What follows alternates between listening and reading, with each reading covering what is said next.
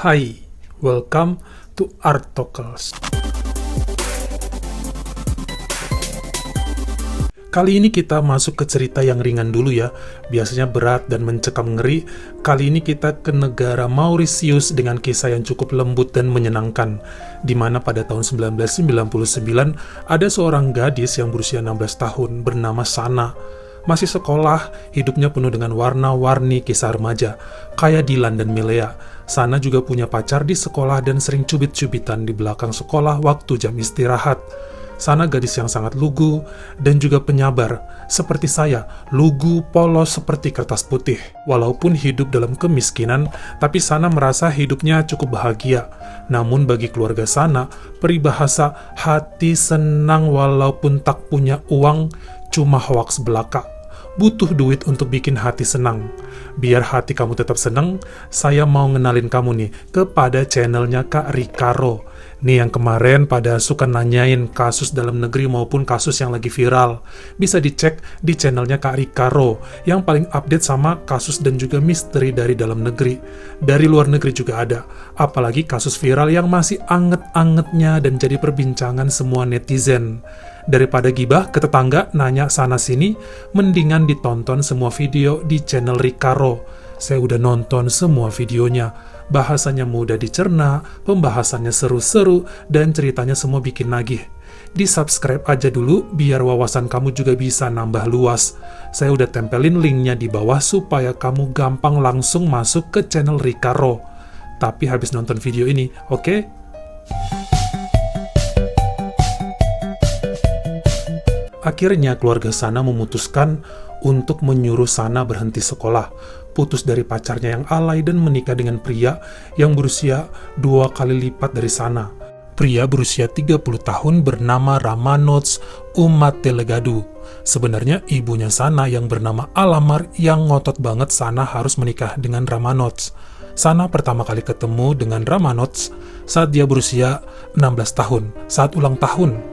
Kedua orang tua Sana memang nunggu usianya 16 karena dianggap sudah dewasa bagi mereka masyarakat Mauritius.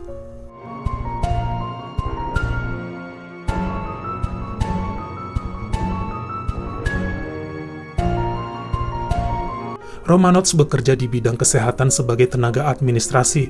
Dia juga dikatakan mengambil gelar master setelah menikahi Sana pada tahun 1999. Jadi kehidupan Ramanots lumayan sibuk bekerja sambil kuliah.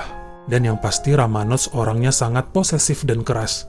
Dia melarang Sana, sang istri, untuk menggunakan telepon atau handphone. Istrinya nggak boleh keluar rumah, nggak boleh sosialisasi dengan tetangga, bahkan tidak boleh menemui kedua orang tuanya Sana tanpa izin. Bukan hanya di situ, Sana juga mulai sering mendapatkan perlakuan yang kasar dari sang suami Ramanots. Jika Ramanots marah atau lagi kesal sedikit aja, dia pasti bakal main tangan ke Sana. Cukup membuat Sana takut dan gak berani ngadu ke siapa-siapa, termasuk ke ibunya. 1 tahun kemudian saat lahir anak mereka yang pertama, ketika itu Sana masih berusia 17 tahun, dan dengan kelahiran anak pertama ini ternyata sifat sang suami yang suka main tangan nggak berkurang, bahkan kali ini main kaki juga terhadap Sana dan nggak segan melakukannya terhadap anak mereka yang baru lahir. Salah satu teman Sana sempat tahu hal ini karena Sana berhasil curhat. Temannya ngasih tahu ke mamanya Sana, tapi mamanya Sana cuek dan bilang bahwa hal itu lazim dalam rumah tangga. Sekali gebuk, 2 kali gebuk masih wajar, kata mamanya Sana. It's clear that in the relationship between Sana and Umatelegadu that what we can see is a really difficult, abusive relationship. He was a controlling bully who sought to control every single aspect of her life, and he viewed her as his property. Tahun 2004 lahirlah anak kedua mereka. Lalu tahun 2006 lahir anak ketiga. Setelah anak ketiga lahir inilah kemudian Ramanots membawa seluruh keluarganya pindah ke Inggris, di mana dia kemudian bekerja di rumah sakit Newham University sebagai wakil manajer. Sebenarnya di sini terlihat Sana semakin takut. Bukan hanya karena suaminya sering melakukan KDRT, namun juga di wilayah baru ini, Sana merasa sangat terasing, jauh dari orang tua dan teman-teman yang bisa ditemuinya secara diam-diam. Di Inggris, dia hanya berdiam diri dan gak tahu harus kemana jika ada hal mengerikan yang terjadi sama dia. tapi tetap dijalani dengan sabar sambil merawat 3 anak-anaknya yang masih kecil.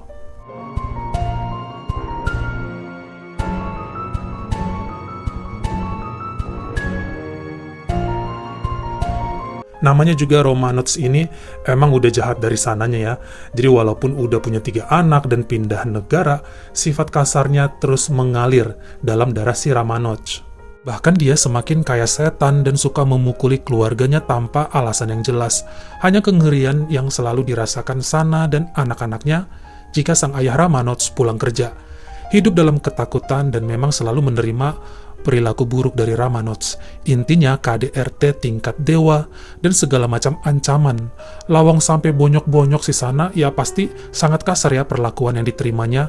Sana mau kabur juga bingung. Dia terjebak dan menjadi tahanan dalam pernikahannya ini. Sampai katanya pada tahun 2012, Romanots melakukan hal yang menakutkan bagi Sana.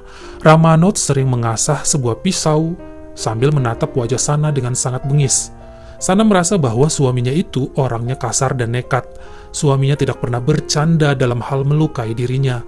Dengan sangat yakin, dia merasa bahwa sang suami bakal menggunakan pisau itu cepat atau lambat untuk menyakitinya. Sampai akhirnya, suatu malam, Sana nekat lompat dari lantai 2 rumahnya, melalui jendela sampai kakinya hampir patah.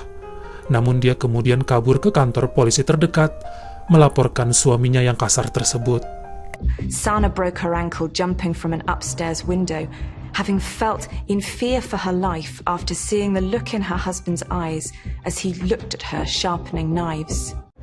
She decides to take the massive step of actually going to the police and reporting this man.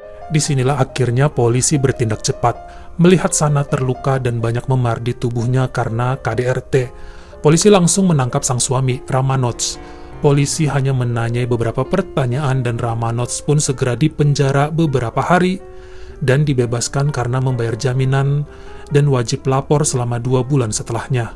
Pada tahun 2014, Sana mengajukan perceraian yang dikabulkan sama pengadilan di London, Inggris. Sana juga mendapatkan hak asuh terhadap semua anaknya. Mungkin kamu mikir kenapa Sana nggak minta pisah dari dulu. Ternyata sejak dulu kedua orang tua Sana melarangnya berpisah. Selain karena kedua orang tuanya masih sering mendapatkan transferan dana dari Romanots, ternyata perpisahan bagi adat dan agama kedua orang tuanya sangat dilarang. Bisa mencoret nama baik dan menginjak kehormatan keluarga. Itulah yang membuatnya selama ini bertahan dengan pernikahannya yang menyedihkan. Dengan hebohnya kasus perceraian dan juga KDRT ini, akhirnya pihak rumah sakit tempat Romanots bekerja memecatnya. Dia dianggap tidak sesuai dengan visi dan misi dari rumah sakit tersebut. Bahkan setelahnya, Romanots sulit mencari pekerjaan dimanapun karena berita dia sempat dipenjara sebentar karena KDRT udah mencar kemana-mana.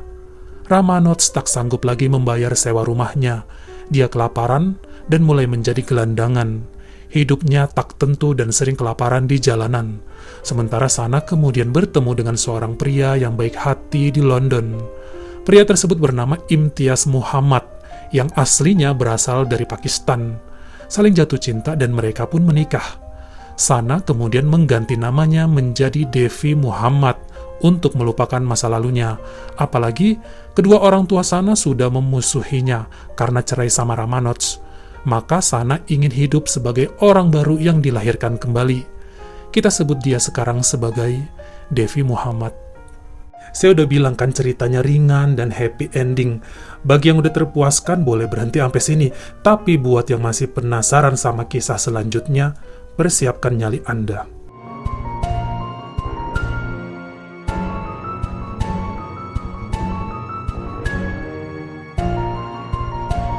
Kehidupan Devi Muhammad kini jauh lebih bahagia dengan suami barunya, Imtiaz. Si Imtiaz katanya sangat bertanggung jawab, melindungi, dan sangat lembut kepada wanita. Devi sangat mencintainya, apalagi Imtiaz juga sangat menerima anak-anak Devi dan diperlakukan seperti anak sendiri. Pekerjaan Imtiaz juga bagus, dan mereka kemudian membeli rumah seharga 10 miliar rupiah. Imtiaz tahu apa yang telah dilewati Devi dengan kehidupan sebelumnya bersama mantan suaminya. dan Imtiaz membantu Devi menyembuhkan segala luka hati dan fisik yang pernah diterimanya. Setelah tahu bahwa sang mantan istri menikah lagi, Ramanoj mulai mencari tahu keberadaan Devi Muhammad. Sampai kemana-mana dia keliling, dan akhirnya menemukan sekolah anaknya, mulai mengintip dan mencari tahu rumah baru Devi, walaupun sambil bekerja mengumpulkan barang bekas untuk menyewa kamar kecil dan juga untuk makan. Ramanoj sepertinya sedang mempersiapkan balas dendamnya kepada Devi Muhammad. Bukan hanya dia nggak ikhlas Devi Muhammad telah menjadi milik pria lain, dia lebih nggak ikhlas karena Devi Muhammad mengambil anak-anaknya dan membuatnya jadi kehilangan pekerjaan dan jatuh miskin. Dia merasa harga dirinya sebagai laki-laki telah diinjak-injak. Dia merasa marah dan kalah, makanya mempersiapkan balas dendam yang cukup bikin merinding. Bahkan dikatakan kemudian Ramanoj sudah punya handphone baru lagi. Dia mulai merekam rumah Devi dan berhasil merekam keadaan taman belakang rumah Devi dan mencari tahu kegiatan apa saja yang terjadi di halaman belakang. Benda apa aja yang ada di sana. Intinya, semua dipelajari untuk memperlancar niatnya guna balas dendam kepada Devi, sang mantan. Karena bagi Ramanoj, dia pantang pulang kembali ke negaranya jika dalam keadaan bercerai dan juga miskin. Itu makanya dia nekat melakukan pembalasan karena merasa apa yang dimilikinya telah dihancurkan oleh Devi Muhammad. Pada tahun 2018, Devi Muhammad dan Imtiaz dikatakan mendapat 2 anak lagi. Jadi total, Devi Muhammad punya 5 anak ya, dan dikatakan kondisinya saat itu lagi hamil 8 bulan, tahun 2018. Hamil tua, dan Devi sangat bahagia walaupun punya banyak anak. Kondisi ini makin membuat mantan suaminya yaitu Ramanoj cemburu. Sejak 2015 sampai 2018, si Ramanoj ini selalu mengintip dan memata-matai keluarga Devi dengan suami barunya. Niat balas dendamnya belum direalisasikan juga sampai sebegitu lama. Jiwanya kosong karena kesepian dan dibakar api cemburu. Apalagi suami Devi yang sekarang jauh lebih kaya dan bisa membahagiakan Devi beserta kelima anaknya. Bahkan pada bulan Maret 2018, Ramanoj juga beli sebuah tombak dan sering mengasah tombaknya itu. Tapi kenekatan Ramanoj baru datang pada tanggal 12 November 2018 pagi. Ramanoj sudah mempersiapkan tangga dan berhasil lompat pagar masuk ke pekarangan belakang rumah Devi dan juga rumah si Imtiaz, di mana ada sebuah gudang di sana. Dia masuk ke gudang itu sambil memegang 2 busur di tangannya. Kedua busur ini sudah dipasangkan anak panah yang sepertinya tinggal dilepas menuju sasaran aja. Dia juga sudah membawa pisau, selotip, tali, tombak, dan juga palu. Dia menunggu di dalam gudang dengan dendam yang membara di hatinya. He was armed with the crossbows, duct tape, cable ties, a hammer, and a knife. With his weapons to hand, the moment for action had arrived. So here we are, picture the scene. 4 years after their divorce, here is this man, this dangerous, obsessed man, in the shed, in their garden. He has 2 crossbows, he has knife, he has a hammer, he has spare bolts, he has cable ties, he has duct tape. He's got murder on his mind. Saat itu 3 anak Devi dan Imtiaz sedang sekolah. Di rumah tinggal anak mereka yang nomor 5, usia 3 tahun, dan anak tertua Devi, usia 18 tahun. Kebetulan Imtiaz sedang izin kerja dan berada di rumah. Saat Imtiaz menuju ke gudang di pekarangan belakang, mau nyimpan kardus TV, Imtiaz sangat kaget melihat Ramanoj di dalam gudang sedang mengarahkan busur kepadanya. Dengan kaget dan terdiam sebentar, kemudian Imtiaz berlari sekuat tenaga masuk lagi ke dalam rumah sambil teriak kepada Devi untuk kabur. Ramanoj berjalan dengan tenang dari gudang menuju ke dalam rumah dengan membawa 2 busur tadi.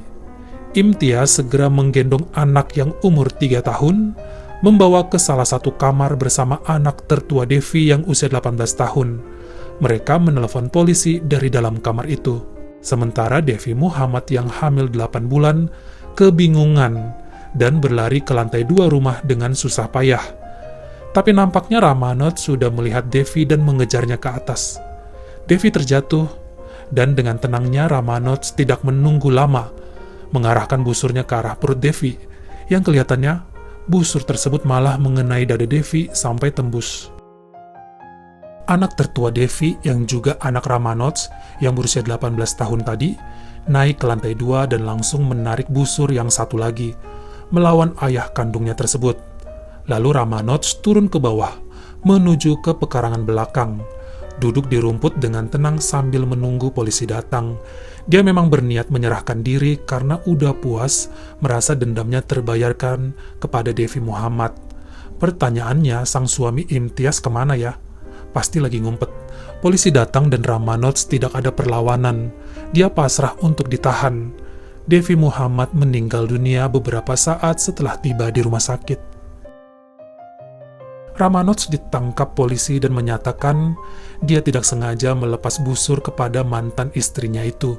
Di pengadilan, Ramanots mengatakan membeli busur udah lama, dan dia bilang dia punya penyakit mental supaya bisa bebas. Namun juri dan hakim melihat bahwa semua sudah direncanakan sejak lama oleh Ramanots. Hingga kemudian, pada November 2019, Ramanots Ummathaligadu dijatuhi hukuman penjara seumur hidup. Walaupun meninggal sesaat setelah tiba di rumah sakit, ternyata medis langsung bergerak cepat saat itu menyelamatkan bayi dalam kandungan Devi Muhammad. Dengan segala usaha keras, sepertinya bayi laki-laki itu selamat dalam kandungan sang ibu dan pulih perlahan hingga saat ini. Kini hanya Imtiaz Muhammad sendirilah yang mengurus ke-6 anaknya dengan semangat, walau harus kehilangan Devi yang sangat disayanginya. And a man who killed his pregnant ex-wife with a crossbow has been sentenced to life in prison with a minimum term of 33 years.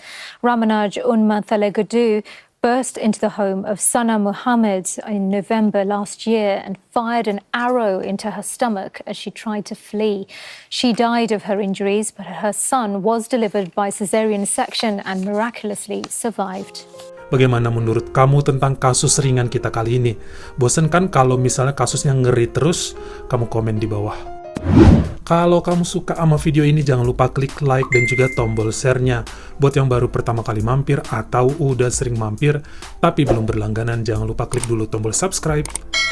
Dan juga dinyalain notifikasinya supaya lain kali kalau misalnya saya upload video baru, kamu jadi orang pertama yang tahu. Follow juga Instagram saya jika berkenan di Artokles S-nya 2, dan jangan lupa untuk nontonin semua video saya yang lainnya. Tetap berbuat baik. Terima kasih.